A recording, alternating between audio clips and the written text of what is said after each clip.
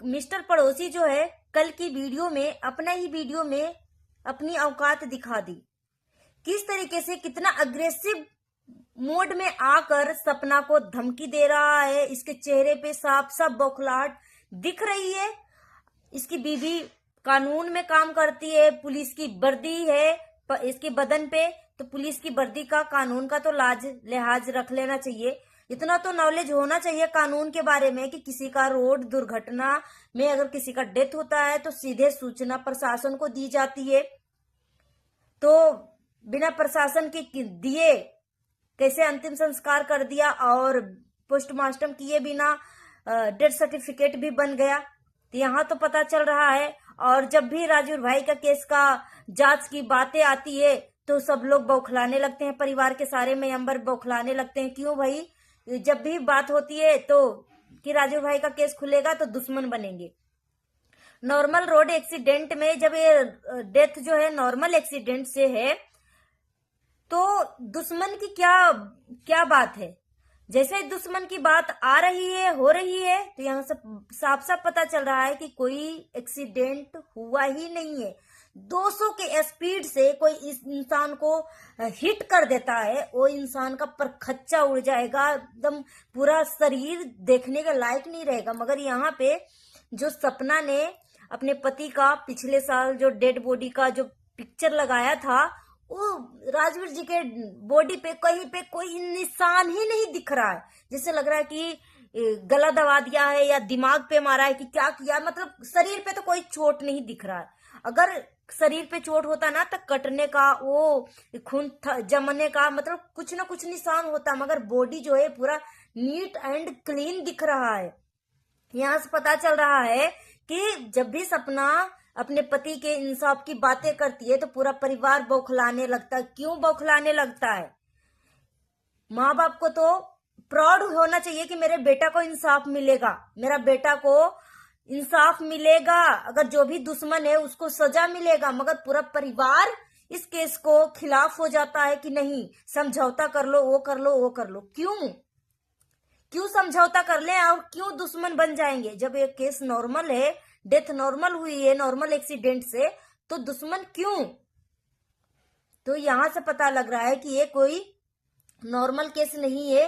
एक मात्र 22 साल के 24 साल के इंसान को, जिसके कंधे पे 2 छोटी छोटी नन्ही नन्ही बच्चियों का जिम्मेदारी था, उसको रास्ते से हटा दिया, उस औरत को विधवा बना दिया। और उस औरत के बारे में बोलते हैं कि खुद ही अपनी न्यूड फोटो लगाई थी। दोस्तों, सपना को अब खुल्लम खुल्ला धमकी दी जा रही है। अब सपना को फिर से मना किया जाएगा कि राजवीर जी के केस के इंक्वायरी ना करे, राजवीर जी का केस को जांच पड़ताल ना करवाए। फिर से कल जो है सरेआम पड़ोसी जो है मिस्टर पड़ोसी सरेआम सपना को धमकी देकर चला गया कि 8 दुश्मन तो ऑलरेडी हैं और दुश्मन क्यों बढ़ाना चाह रही हो। अगर राजवीर जी का डेथ एक्सीडेंट से हुई है, ये नॉर्मल एक्सीडेंटल केस है, तो इसमें दुश्मन की क्या बात है? इसमें तो कोई दुश्मनी होनी ही नहीं चाहिए। जैसे ही दुश्मनी की बात आती है कोई भी केस को जांच पड़ताल करवाने में, तो यहाँ पे पूरा पता चल रहा है कि ये संदिग्ध है और इसमें बहुत बड़ा लोचा है। एक केस नॉर्मल नहीं है और ना ही कोई एक्सीडेंट से डेथ हुई है। अगर एक्सीडेंट से डेथ होती तो यहाँ पे 3 लोगों का बयान जो है, एक ही पॉइंट पे 3 लोगों का बयान अलग अलग तरीके से आया है। यहाँ पे ससुर जी का बयान जो है गाड़ी के पार्ट्स को लेकर कुछ और थे, छोटी दीदी का बयान जो है गाड़ी के पार्ट्स को लेकर कुछ और था। मगर यहाँ पे ये जो मिस्टर पड़ोसी है उसका बयान कुछ और है। जब एक केस नॉर्मल है, एक्सीडेंट से हुई है, तो वो माँ बाप अगर वैसे भी नॉर्मली, जिसको हम जानते पहचानते भी नहीं है ना, तो उसका भी अगर संदिग्ध अवस्था एक्सीडेंट से अगर रोड दुर्घटना में किसी का भी डेथ हो जाता है ना, तो 102 नंबर डायल करके प्रशासन को सूचना दी जाती है कि इस जगह पे इस तरीके का घटना हो चुकी है।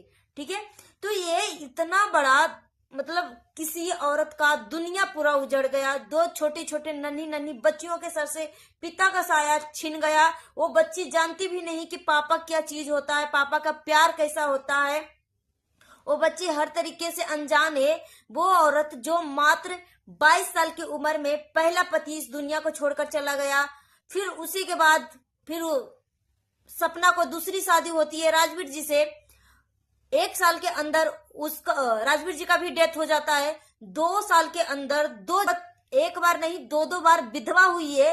वो कौन सी अवस्था में होगी? जिस तरीके से ये सब जो है पूरी फैमिली मिलकर एक विडो औरत को एकदम गीध चील के तरह नोचना चाह रहे हैं, इसको सपोर्ट करने की बजाय उसको डराने धमकाने की धमकी दे रहे हैं। तो उन सबको सच में यहाँ से पता लग रहा है कि राजवीर जी का केस एक्सीडेंटल नहीं है। यहाँ पे बहुत बड़ी साजिश की बू आ रही है, और वो साजिश क्या है मैं आपको इस वीडियो में पूरा बताऊंगी, खुल के बताऊंगी, क्योंकि मुझे किसी ने पर्सनली बताया है। सारी बात में पहले मैं बात कर लेती हूँ मिस्टर पड़ोसी की। मिस्टर पड़ोसी की बीबी जो है पुलिस में काम करती है, ठीक है, पुलिस की वर्दी पहनती है। तो इतना ईमानदारी तो होनी ही चाहिए। इतनी बड़ी जिम्मेदारी अगर कंधे पे सौंपती है ना, तो उस जिम्मेदारी को निभाने के लिए भी सामने होना चाहिए, इतना भी झूठ नहीं बोलना चाहिए। और रही बात कि अगर राजवीर जी का डेथ एक्सीडेंट से हुई है, तो पड़ोसी ने उस गाड़ी का पार्ट्स भी दिखाया है, पार्ट्स दिखाए हैं, कुछ कुछ इस गाड़ी के पार्ट्स में नंबर भी दिख रहे थे। तो उस गाड़ी के पार्ट्स से मुझे नहीं लग रहा है कि उसी गाड़ी से एक्सीडेंट हुई है, क्योंकि अगर गाड़ी का एक्सीडेंट होता तो ये सब गाड़ी का पार्ट्स नहीं दिखाते। यहाँ पे राजवीर जी का डेथ में बहुत बड़ा मतलब साजिश की बू आ रही है। एक तरफ जो छोटी दीदी है बोल रही थी कि लास्ट रिकॉर्डिंग जो है मम्मी जी से, यानी राजवीर जी जो है अपनी मम्मी से बात करी थी, और मम्मी जी बोल रही थी कि बेटा इस रास्ते से मत आना, और उस रास्ते में पानी जमा हुआ है, तार टूटा हुआ है। तो इस तरीके की चीजें क्यों बोल रही थी? आखिर में मम्मी को कैसे पता चला कि उस रास्ते में पानी जमा हुआ है, आंधी तूफान आ रहा है, तार टूटे हुए हैं, कैसे पता चला? तो मम्मी जी को भी किसी न किसी कोई बताया होगा, तभी फोन करके बता रही थी। और जब इतना आंधी तूफान था तो 4 से 5 दोस्त जो है राजवीर जी के साथ आलू टिक्की खाने के लिए गए थे, ठीक है, आलू टिक्की आंधी तूफान में खाने के लिए गए थे। उसी टाइम पड़ोसी मिस्टर पड़ोसी जो है लास्ट कॉल, मिस्टर पड़ोसी कल जो है खुद ही कबूल किया कि लास्ट कॉल हमसे हुआ है, मैंने राजवीर भाई से लास्ट कॉल बात करी थी, ठीक है। और उस टाइम में डॉग को वैक्सीन लगाने की बात, यहाँ पे आप खुद ही सोचो कि जहाँ पे आंधी तूफान और पूरा मतलब वातावरण जो है पूरा एकदम तबाह होने वाला है, मतलब इतना तेजी में आंधी तूफान आ रहा है, बारिश हो रही है, तारे टूट रही है, उस समय उस सिचुएशन में ये बंदा जो है मिस्टर पड़ोसी जो है अपने कुत्ते की वैक्सीन की बातें कर रहा था। तो जब वैक्सीन की बातें थी तो सारा डिटेल, कॉल डिटेल क्यों डिलीट हुआ? अगर ये नॉर्मल केस है तो जो 4 दोस्त थे, 5 दोस्त थे जो राजवीर जी के साथ आलू टिक्की खाने गए थे, वो सारे फोटो क्यों डिलीट हुए? क्यों डिलीट हुए? और यहाँ पे बात कर लेती हूँ कि मिस्टर पड़ोसी की बीबी जो है पुलिस में है, कानून का अच्छा खासा जानकारी रखने वाली है। तो एक तरफ इतना आंधी तूफान आ रहा है, तारे टूट रही है, पानी जम रहे हैं, बारिश हो रही है। तो इस सिचुएशन में एक माँ जो है अपने बेटे को आभास दिला रही है कि बेटा इस रास्ते से नहीं उस रास्ते से आना, इस रास्ते पे बहुत खतरा है। वो कॉल रिकॉर्डिंग रिकॉर्ड हुई, ठीक है। तो जब छोटी दीदी से पूछी गई कि दीदी ये लास्ट कॉल रिकॉर्डिंग क्यों आपने रिकॉर्ड किया, तो दीदी का जवाब था कि ऑटोमेटिक कॉल रिकॉर्डर हमारे मोबाइल में सेट रहता, इसलिए रिकॉर्ड हो चुका। इससे पहले सपना को रिकॉर्डिंग की देवी, रिकॉर्डिंग माता नाम रख दिया था कि सपना जो है सबकी कॉल रिकॉर्ड करती है। तो जब दूसरे का फोन में कॉल रिकॉर्डर ऑटोमेटिक सेट रहता है, तो क्या सपना के फोन में कॉल रिकॉर्डर ऑटोमेटिक सेट नहीं हो सकता?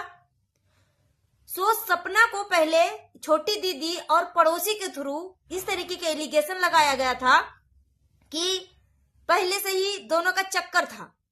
मुझे पहला पति का डेथ का 2 महीने के बाद ही रिंग पहना दिया राजवीर जी को, ठीक है, इस तरीके की बातें हो रही थी।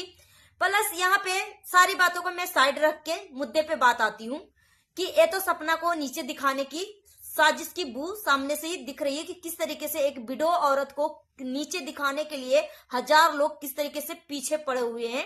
अगर जरूरत पड़े तो रास्ते से भी हटाने के लिए उनको टाइम नहीं लगेगा।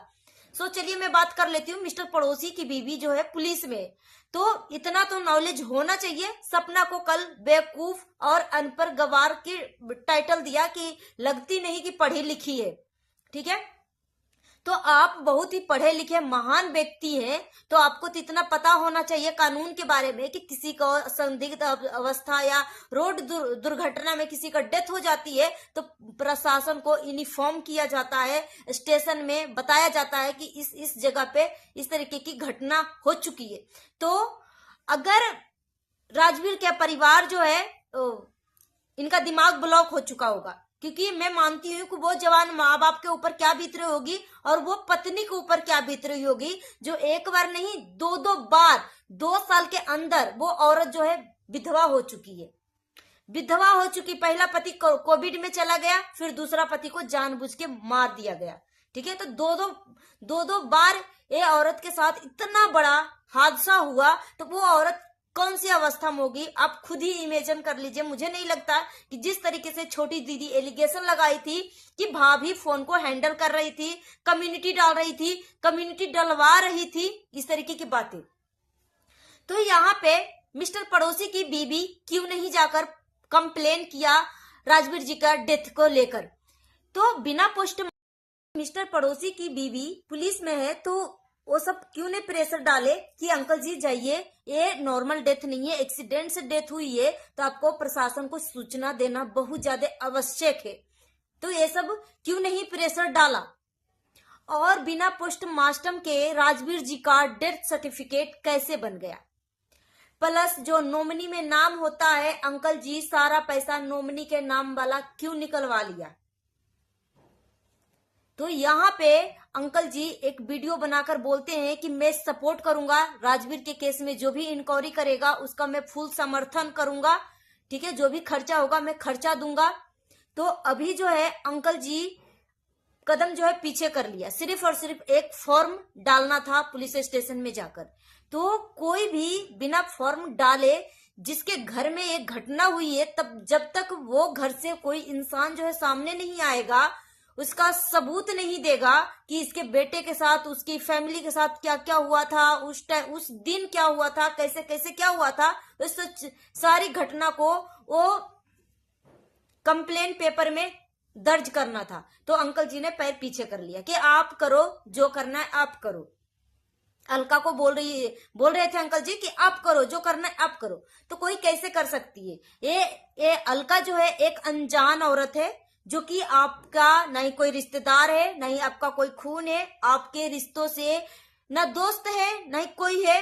ठीक है, आपसे बहुत कोसों दूर है। सिर्फ एक इंसानियत होने के नाते एक अनजान लड़का को एक इंसाफ दिलाने के लिए अपने परिवार को एक साइड रख दिया। उसका भी फैमिली है, उसका भी पति है, उसके भी बच्चे हैं, 2 बच्चे हैं छोटे छोटे, उसके भी घर की जिम्मेदारी होगी, वो भी काम पे जाती है, मगर फिर भी अपनी सारी जिम्मेदारी को साइड करके राजवीर भाई को इंसाफ दिलाने के लिए वो बोली कि मैं दिल्ली से जहां भी जाना होगा मैं एक कर दूंगी, मगर सिर्फ आप एक कंप्लेन पेपर आप पुलिस स्टेशन में डाल दो। तो इसके लिए अंकल पीछे हट गए।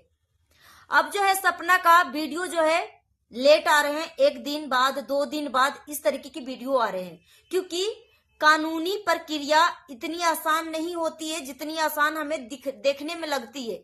अगर कोई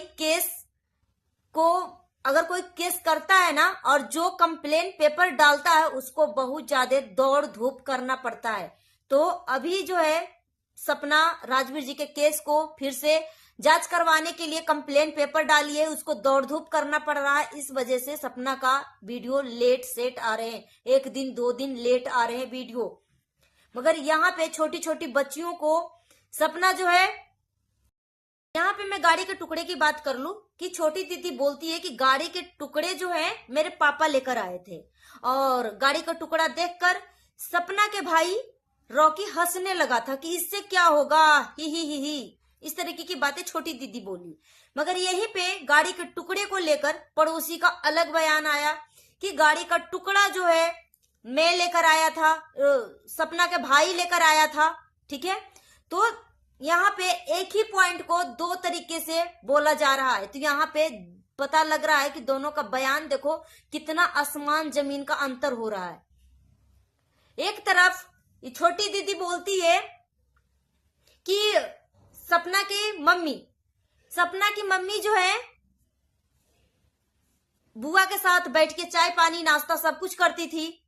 मगर यहीं पे अंकल जी का बयान था कि मेरी पत्नी सपना की माँ से ताउम्र गुस्से रहेगी, हमेशा नफरत करते रहेगी, क्योंकि जब मेरा बेटा का डेथ हुआ था तो उस टाइम मेरी बीवी का हाल चाल तक नहीं पूछा, मेरी बीवी के पास नहीं बैठा, इस वजह से मेरी बीवी हमेशा से दुश्मनी करते रहेगी।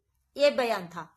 अब किसका पॉइंट को आप नोट डाउन करेगो और किसका पॉइंट को आप सच मानोगे? ये छोटी दीदी जो बोल रही है कि चाय नाश्ता एक साथ करके अपने रूम में जाती थी, बेटी के रूम में जाती थी, और एक तरफ अंकल जी बोलते हैं कि मेरी बीवी का ऐसे अवस्था में भी मेरी बीवी का कोई हालचाल नहीं पूछा। यहाँ पे पड़ोसी जो है फिर से द रॉड चैनल का बात छेड़ दिया। यहाँ पे राजवीर जी का केस को ओपन करने की बात हो रही है, इंसाफ दिलाने की बात हो रही है, तो फिर से द रॉड चैनल की बात क्यों छेड़ी गई? हाँ, सपना द रॉड चैनल डिलीट करी है। क्यों भाई, तुम सबको क्यों दे देगी सपना द रॉड चैनल? जब सपना ने जब खाटू श्याम फर्स्ट टाइम गई थी, उस टाइम जब वीडियो डाली थी द रॉड चैनल पे, तो इतना हेट से हेट कमेंट सब कर रहे थे कि तुमने पहला पति को गाली सुनवाया सोशल मीडिया पे, फिर उसी का चैनल के कमाई खा रही है, ये कर रही है, वो कर रही है, तुम्हारा कोई हक नहीं है, इस तरीके की हेट कमेंट करवाया, फिर सपना ने डिलीट कर दिया। यहाँ पे भी बात सच है कि सपना अपना न्यूड फोटो जो भी है, अश्लील फोटो सपना ने खुद ही अपने से ही डाली है, ये बात भी सच है।